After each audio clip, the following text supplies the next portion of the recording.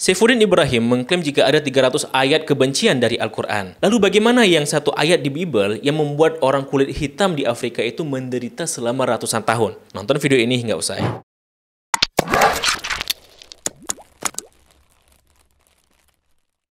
Assalamualaikum warahmatullahi wabarakatuh. Kembali lagi bersama saya Zulfan Afdillah di channel Rabbanians ID. Setelah kemarin ada yang menganggap jika ayat-ayat Al-Quran itu telah diupdate dan direvisi, dan ini sudah kita bahas dan ulas di video sebelumnya secara ilmiah. Kini kita dihebohkan lagi dengan adanya seorang murtadin yang sekaligus pendeta, yakni pendeta Saifuddin Ibrahim atau Abraham bin Moses, dengan lancangnya meminta Menteri Agama untuk menghapus 300 ayat Al-Quran yang dikatakan sebagai ayat-ayat kebencian. Mungkin dia kira jika Menteri Agama itu bisa mengatur pengeras suara azan, maka Menteri Agama juga punya wewenang bisa ngatur-ngatur isi Al-Quran seperti itu ya. Nah, lebih lanjut, ia juga meminta Menteri Agama agar mengatur kurikulum di pesantren-pesantren karena dari pesantren lah katanya muncul teroris seperti itu. Bahkan saking sok kenal dan akrabnya, malah meminta Menteri Agama dan pasukan Banser untuk memenuhi segala keinginannya seperti itu. Pernyataan Abraham bin Moses atau Saifuddin Ibrahim ini tentu bisa menjadi bumerang karena bisa menimbulkan kebencian terhadap pemeluk agama Kristen, membuat malu umat Kristen, membancing aksi umat Islam, dan menimbulkan persepsi buruk terhadap Menteri Agama serta NU pada umumnya. Kalau ini dibiarkan, jelas ini berbahaya bagi Menteri Agama maupun protokol politik. Sehingga Cokro TV pun membantah pernyataan Saifuddin Ibrahim ini untuk antisipasi pergerakan massa umat Islam secara umum atau massa dari NU secara khusus. Dan teman-teman, walaupun banyak yang mendesak polisi untuk menangkap Saifuddin Ibrahim, namun katanya dia sedang berada di luar negeri dan tinggal di Amerika Serikat. Ini setali tiga uang dengan sosok lain yang sempat heboh juga di tahun lalu, yakni pendeta Paul Zhang. Katanya mau diproses polisi dan Interpol, namun sampai sekarang belum ada kabar terbarunya. Mungkin karena dia tinggal di luar negeri ya, atau mungkin sudah menjadi warga negara asing ya, wallahu alam. Bedanya teman-teman, Saifuddin Ibrahim ini sudah pernah ditangkap atas kasus ujaran kebencian di tahun 2018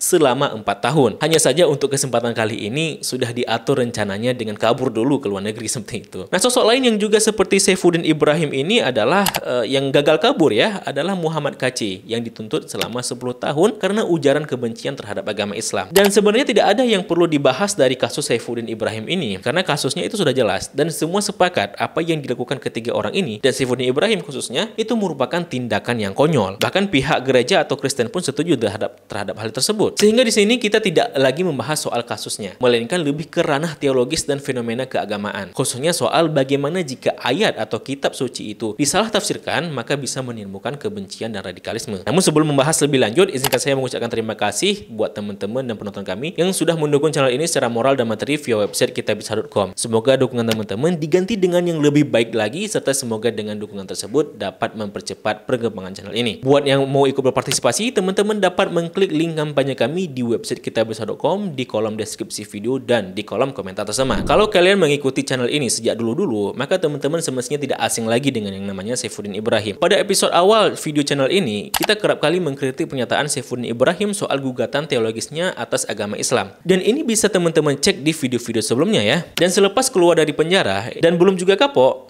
ia makin banyak mengeluarkan statement-statement kontroversialnya terhadap agama Islam. Dan untuk melegitimasi klaimnya, Saifuddin Ibrahim berlindung di balik klaim untuk membendung radikalisme dalam Islam. Padahal tujuannya itu memang untuk menggugat Islam secara substansial. Ya sama seperti kasus ini, di videonya tersebut sebenarnya dia ingin mengobrak-ngabrik Islam dengan menggugat firman Allah dan Al-Quran. Namun untuk membenarkan statementnya itu, dia pakai alasan dengan tujuan mencegah radikalisme.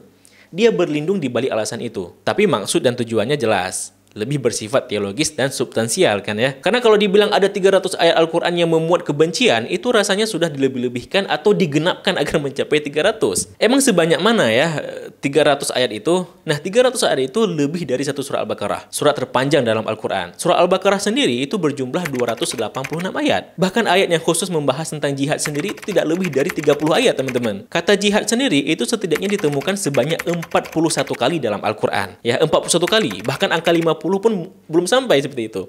Nah, ini gimana cerita bisa sampai 300 seperti itu ya? Oh, ada ayat-ayat lain yang secara tidak langsung menyiratkan kebencian. Oke, masalahnya apa ayatnya dan apa indikasinya? Dan apakah disebut membenci gara-gara memahami secara tekstual saja kan seperti itu. Saifuddin Ibrahim hanya memberikan klaim tanpa mengurai fakta-faktanya, tanpa mengurai ayat-ayat tersebut. Dan misalkan ketika Allah mengatakan innallaha la yuhibbul mu'tadin, Allah tidak menyukai orang-orang yang berlebihan. Itu apakah berarti ayat ini itu memerintahkan membenci? Kan seperti itu. Dan kalau ada 300 ayat Al-Quran mengajarkan kebencian dan memang pemahaman ayatnya seperti itu, maka semestinya semua umat Islam itu sudah punah karena kebencian itu berujung pada permusuhan kan gitu. Faktanya tidak semua umat Islam kan begitu. Ya memang benar ada sebagian jamaah yang menjadikan gerakan radikalnya termotivasi dari Al-Quran. Namun pada akhirnya kita memahami semua itu terjadi akibat salah dalam menafsirkan ayat Al-Quran. Lantas kalau permasalahannya terletak pada penafsiran, lalu apakah kita harus merevisi tafsiran-tafsiran yang ada selama ini? Kan gitu pertanyaannya. Nah jawabannya adalah tidak. Nah, kenapa? Karena pemahaman radikal akibat penafsiran Al-Quran itu terjadi karena mereka merevisi tafsiran yang sudah ada. Maksudnya gimana? Sebenarnya teman-teman, penafsiran yang ada itu tidak memuat pemahaman dan penafsiran yang radikal. Baik di kitab tafsir yang populer maupun kitab tafsir yang klasik, yang lama seperti itu. Pandangan ekstrim itu kan muncul belakangan akibat sebagian dari mereka itu merevisi ulang penafsiran yang sudah ada. Buktinya mana? Buktinya, kalau semua kitab tafsir yang klasik dan populer itu dipelajari di pesantren dan perguruan tinggi itu mengajarkan pandangan ekstrim, maka mayoritas lulusan pesantren dan perguruan tinggi seharusnya menjadi ekstremis, kan seperti itu. Nah, apakah Saifuddin mau mengklaim semua alumni pesantren itu ekstremis? Ya, siap saja berhadapan dengan masyarakat NU yang umumnya dari kalangan pesantren. Bahkan Menteri Agama juga dari pesantren. Sehingga jelas meminta Menteri Agama dan memobilisasi pasukan NU untuk merevisi Al-Quran dan kurikulum pesantren yang merupakan tindakan yang lancang. Karena sekali lagi, masalahnya bukan di ayat, tapi di penafsiran. Bahkan Bapak Pendeta, kitab Bible itu juga mengalami masalah yang serupa. Apabila salah tafsir ayat-ayatnya, maka bisa menimbulkan ekstremisme, radikalisme, bahkan rasialisme. Perbudakan dan diskriminasi terhadap kulit hitam itu sudah terjadi ribuan tahun bahkan sejak era sebelum Masehi. Namun teman-teman, belakangan aksi perbudakan dan diskriminasi kulit hitam itu muncul dengan alasan pembenaran dari pemahaman mereka terhadap ayat-ayat yang ada di Alkitab. Saya sebagai Muslim setuju jika Kristen dan Yahudi itu menolak kebencian ras dan perbudakan. Namun sejarah menceritakan bagaimana sekian lamanya orang-orang kulit hitam itu diperlakukan secara buruk akibat kesalahan dalam memahami ayat dan berujung pada anggapan jika ada ayat-ayat kebencian dalam Alkitab Bible. Ini terjadi akibat penafsiran ayat Alkitab dalam Kejadian pasal 9 soal kutukan terhadap sosok Ham serta pula keturunannya yakni Kan'an. Ceritanya teman-teman, itu dalam Alkitab Nabi Nuh diceritakan minum sampai mabuk hingga telanjang ya. Dan salah satu anaknya Nuh itu melihat dirinya telanjang, maka dikutuklah ia dan keturunannya menjadi hamba untuk keturunan dua anaknya yang lain yakni Sam dan Yafid. Nah, keturunan Ham dari anaknya yakni Kan'an inilah yang diyakini menjadi bangsa kulit hitam. Jadi teman-teman, Nabi Nuh itu dalam Alkitab diceritakan memiliki 3 anak, Sam, Yafid, dan Ham. Dan Ham ini merupakan yang dikutuk, yang dia ini akan melayani dari keturunan Sam dan Yafid. Para penafsir Alkitab itu berdebat soal kenapa ia dikutuk. Dalam Targum Onkelos disebutkan jika Ham itu bergosip soal ketelanjangan ayahnya tersebut, dan itu yang membuat ia dikutuk. Namun dalam pandangan yang lebih ekstrim lagi disebutkan dalam Talmud Babilonia bahwa Ham telah mengebiri Nuh dan menyodominya. Penafsiran Taurat yakni Rashi itu juga mengutip Talmud Sanhedrin 70a dan meyakini jika Ham itu berbuat musuh dengan Nuh dan mengebirinya, ya na'udzubillah. Sebagai Muslim tentu kita kaget mendengarnya apabila seorang nabi yang bagi kita menyebutnya sebagai Nabi Ulul Azmi yakni Nuh itu diceritakan mabuk, telanjang, mengutuk anak keturunannya, bahkan ia dikebiri dan disodomi oleh anaknya sendiri seperti itu.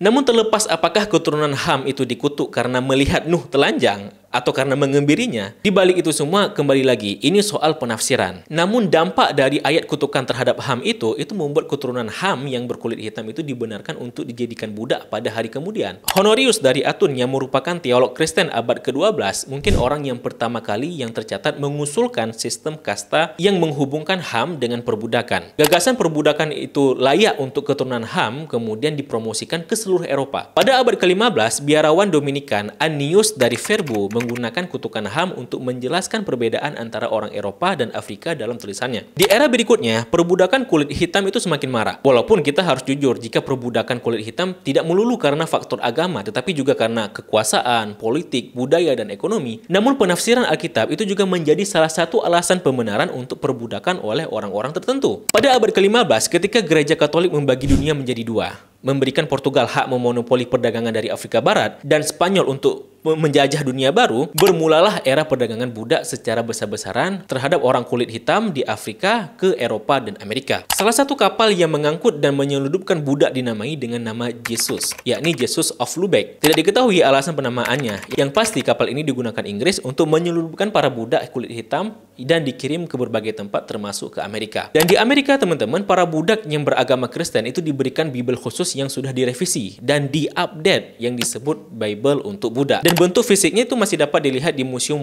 Alkitab Washington, di mana tentu Alkitab ini sudah direvisi dan diedit agar tidak memotivasi para budak untuk memberontak seperti itu ya. Seorang pendeta, penginjil dan salah satu pendiri metodisme di Amerika, yakni George Whitefield, itu pernah berkampanye di provinsi Georgia untuk melegalkan perbudakan, dan dia memiliki 50 budak. Nah, walaupun dia mengizinkan perbudakan, tetapi teman-teman, dia menentang keras perilaku kejam terhadap perbudakan tersebut. Ketika itu perbudakan terhadap kulit hitam itu masih dianggap sebagai hal yang wajar yang ditakdirkan Tuhan, sebagaimana yang dikatakan oleh Presiden Negara Konfederasi Amerika, yakni Jefferson Davis, bahwa perbudakan didirikan atas keputusan Tuhan yang Maha Kuasa. Itu disetujui dalam Alkitab di kedua perjanjian dari Kejadian sampai Wahyu. Nah, perbudakan kulit hitam ini terus berlanjut dan akhirnya melahirkan gerakan supremasi kulit putih, di mana kulit putih dianggap lebih superior dari ras lainnya. Nah, semangat kekristenan dan supremasi kulit putih ini akhirnya melahirkan gerakan ekstremisme yang bernama Ku Klux Klan yang anti kulit hitam. Hingga akhirnya menuju era modern, mulailah gerakan abolisionisme,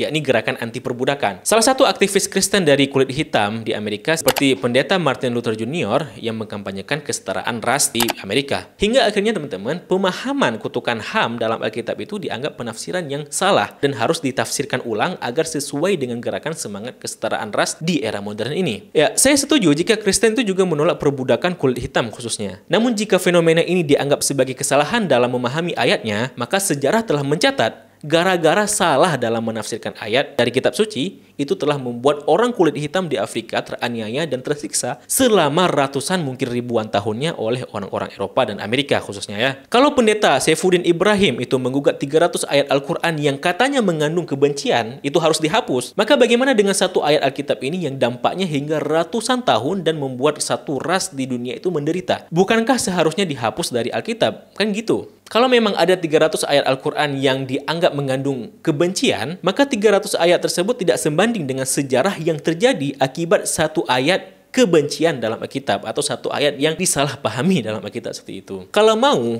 ya bisa-bisa saja kita uraikan ayat-ayat yang mengandung kebencian dan ekstremisme dalam Alkitab. Tapi kan ujung-ujungnya kita mengatakan, ini semua soal bagaimana cara kita menafsirkannya, kan gitu. Maka kalau begitu kembali lagi, ini bukan soal ayatnya, tapi soal bagaimana cara menafsirkannya. Dan kembali lagi ke diri kita masing-masing, terserah bagaimana cara kita menyikapi agama. Yang pasti, agama itu meniscayakan kebaikan. Jikalaupun ada orang yang melakukan kekerasan atas nama agama, maka yang disalahkan adalah oknumnya. Karena kalau disalahkan agamanya, maka semestinya semua pemeluknya itu berperangai yang serupa, kan gitu. Oke teman-teman, mungkin ini saja untuk episode kali ini. Kalau video ini memberikan banyak manfaat, mari dukung channel ini dengan klik tombol subscribe dan juga tombol loncengnya. Serta kalau channel ini layak didukung secara materi, teman-teman dapat klik link kitabisa.com di kolom deskripsi maupun di kolom komentar tersemat. Terima kasih telah menyaksikan. Mohon maaf apabila ada kesilapan dan kesalahan. Sampai jumpa di episode berikutnya. Saya Zulfan Afdillah, mohon undur diri. Billahi taufiq wal hidayah.